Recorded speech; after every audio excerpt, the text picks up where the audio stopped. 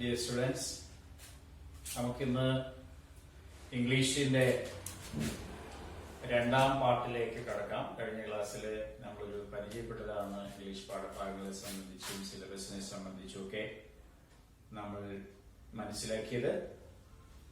ഇന്ന് നമുക്ക് നമ്മുടെ പാഠഭാഗങ്ങളിലേക്ക് പോകാം. നമുക്കറിയാം, 10ാം ക്ലാസ്സിലെ സിലബസിൽ 2 വോളിയമായിട്ടാണ് പുസ്തകം പ്രസിദ്ധീകരിച്ചിരിക്കുന്നത്.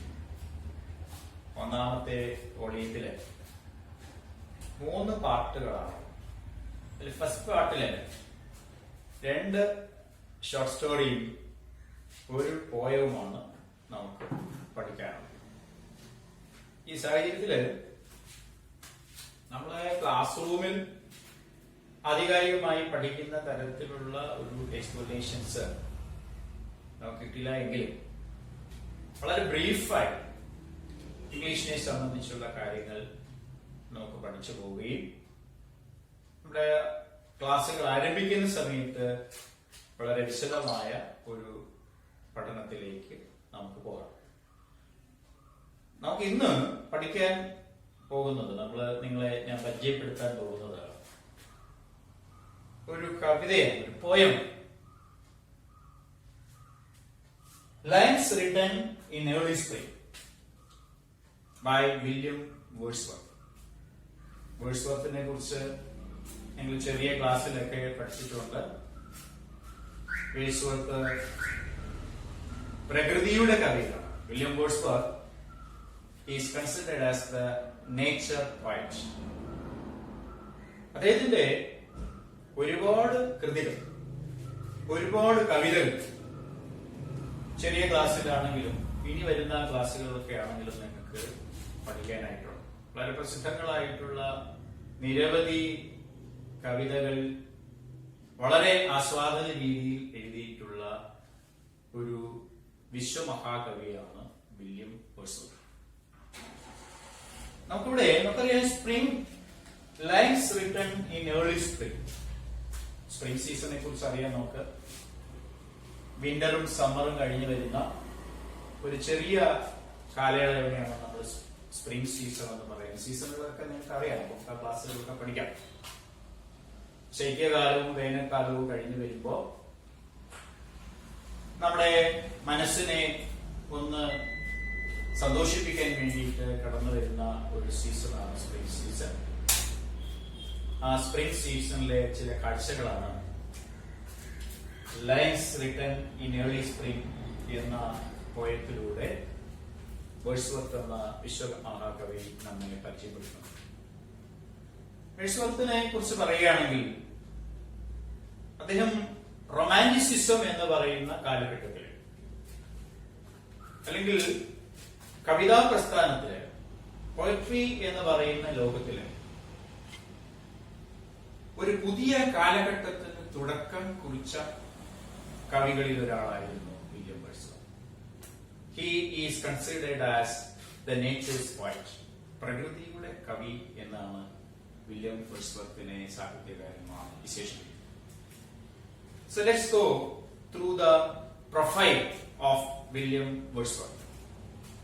അദ്ദേഹത്തിന്റെ കുറിച്ച് പറയുമ്പോൾ, William Wordsworth one of the major figures in the history of English literature, was born on 7th April 1770 in Cockermouth, United Kingdom.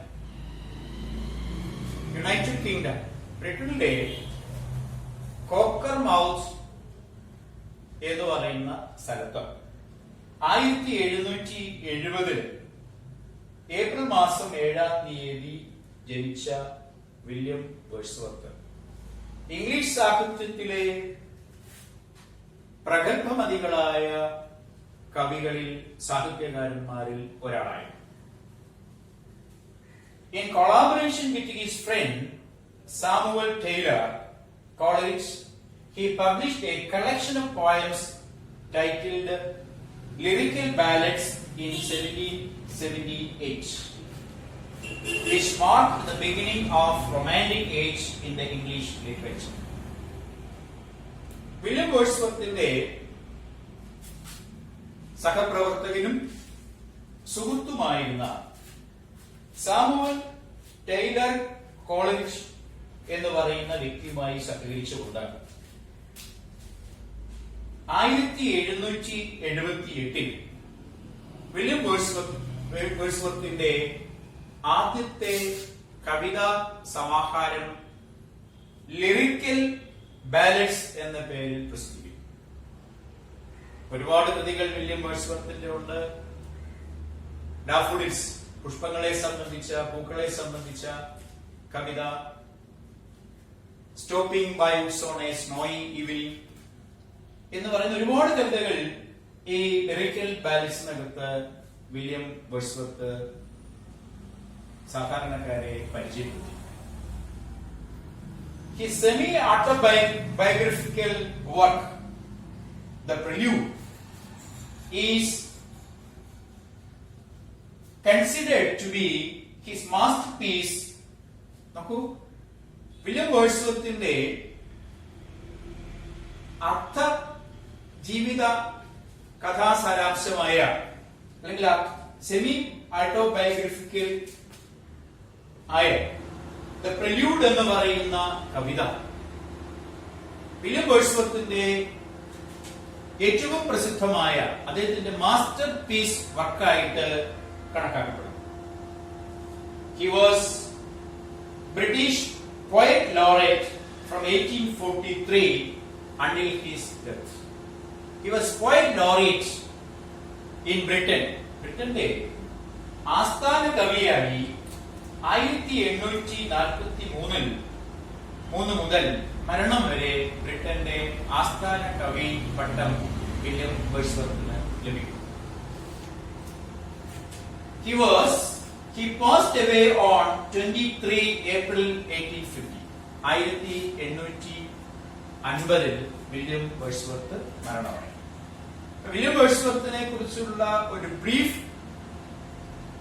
Narration, അദ്ദേഹത്തിന്റെ ജീവിത രീതിയെക്കുറിച്ചുള്ള, ജീവിത സന്ദർഭത്തെക്കുറിച്ചുള്ള ഒരു ചെറിയ വിവരണം നിങ്ങൾക്ക് ലഭിച്ചു എന്ന് ഞാൻ വിശ്വസിക്കുന്നു.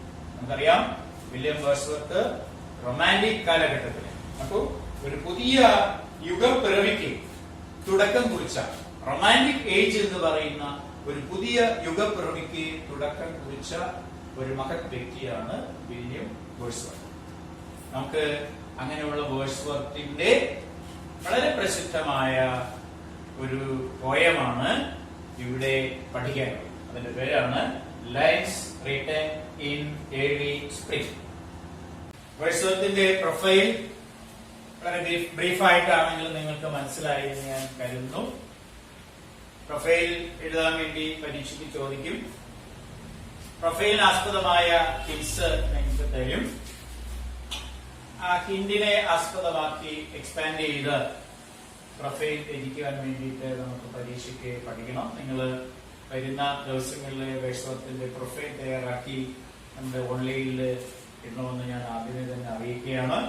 ഇനി നമുക്ക് the theme of the poem, ഈ കവിതയിലെ ആശയം എന്താണെന്ന് നോക്കാം. The beautiful sights and sounds, the peace and solace in the world of nature bring pleasant thoughts to the mind of the poet. പ്രകൃതിയിലെ ശാന്തിയും സമാധാനവും നിറഞ്ഞ ലോകത്തിലേക്ക്, മനോഹരമായ കാഴ്ചകളിലേക്കും ശബ്ദങ്ങളിലേക്കും കവിയെ കൊണ്ടുപോവുകയും അദ്ദേഹത്തിന്റെ മനസ്സിനെ ഏറെ സന്തോഷവാനാക്കുകയും ചെയ്തു. മനോഹരമായ പ്രകൃതിയുടെ ദൃശ്യങ്ങൾ അത് ശബ്ദത്തിലൂടെയും കാഴ്ചകളിലൂടെയും കടന്നു വരുമ്പോൾ ആ പ്രകൃതിയിൽ നിലകൊള്ളുന്ന പീസും സൊലാസും, സമാധാനവും ശാന്തിയും കവിയുടെ മനസ്സിലേക്ക് വളരെ പ്ലസന്റ് തോട്ടായിട്ട്, സന്തോഷം നിറഞ്ഞ ചിന്തകളായി കടന്നു വരും. but the activities of discord, disharmony and destruction in the world of human make him sad. നോക്കൂ, പ്രകൃതിയിലെ സൗന്ദര്യം വേണ്ടുവോളം ആസ്വദിച്ച് മനസ്സിനെ വളരെ സന്തോഷകരമായ ചിന്തകളിലേക്ക് കൊണ്ടുവന്ന ഒരു റെസ്റ്റിംഗ് മൂഡിലിരിക്കുന്ന സന്ദർഭത്തിലാണ് കവിയുടെ മനസ്സിലേക്ക് the activities of discord, disharmony and destruction in the world of human make him sad. ഈ ലോകത്ത് മനുഷ്യൻ ഉണ്ടാക്കി വെക്കുന്ന പ്രവർത്തനങ്ങൾ വിഭാഗീയതയിലൂടെയും വിദ്വേഷത്തിലൂടെയും പ്രകൃതിക്കുണ്ടാക്കുന്ന നാശത്തെ ഓർത്ത്, ഡിസ്ട്രക്ഷനെ ഓർത്ത് കവിയുടെ മനസ്സ് വ്യാകുലപ്പെടും, കവിയുടെ മനസ്സ് ദുഃഖിക്കുന്നു. Humans not only harm themselves but also destroy nature. മനുഷ്യൻ അവന്റെ വർഗത്തെ മാത്രമല്ല നശിപ്പിക്കുന്നത്, പ്രകൃതിയെയും നശിപ്പിക്കുന്നു.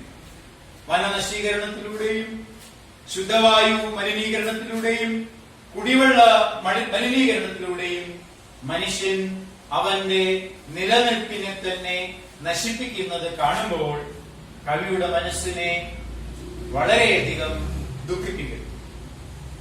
Nature's holy plan of coexistence pleases the poet, and at the same time the violation of the holy plan by human being pains him. നോക്കൂ, പ്രകൃതിക്ക് ഒരു വിശുദ്ധ നിയമം, സഹവർത്തിത്വം, കോ എക്സിസ്റ്റൻസ്, പരസ്പര സഹവർത്തിത്വം എന്ന പ്രകൃതിയുടെ വിശുദ്ധമായ നിയമത്തെ പലപ്പോഴും മനുഷ്യൻ തിരസ്കരിക്കുകയും അതിനെ ആ വിശുദ്ധമായ നിയമത്തെ ലംഘിക്കുന്നത് പ്രകൃതിയുടെ നാശത്തിന് കാരണമാകുമ്പോൾ കവി അത്തരത്തിലുള്ള പ്രവൃത്തിയിൽ വളരെയധികം വ്യാകുലപ്പെടുന്നു, ദുഃഖിക്കുന്നു. കവിയുടെ മനസ്സിലേക്ക് ദുഃഖം നിറഞ്ഞ രീതികൾ കടന്നു വരുന്നു. ഇതാണ് ഈ കവിതയുടെ ഏകദേശമുള്ള ഒരു ആശയം. ഇനി നമുക്ക് കവിതയിലെ സ്റ്റാൻസ ബേസിലുള്ള എക്സ്പ്ലനേഷൻ, വിശദീകരണത്തിലൂടെ കാര്യങ്ങളിലേക്ക് കടക്കാം. ഈ പോയത്തില് 4 വരികൾ വീതമുള്ള 6 സ്റ്റാൻസകളാണുള്ളത്. 4 വരി കവിതയെ ഇംഗ്ലീഷ് സാഹിത്യത്തില് കോട്ടൈൽസ് എന്നാണ് പറയുന്നത്. അങ്ങനെ 6 കോട്ടൈലുകളാണ് ഈ കവിതയിൽ ഉള്ളത്. ഈ കവിത നമ്മൾ ഓരോ സ്റ്റാൻസയായിട്ട് പഠിക്കുമ്പോൾ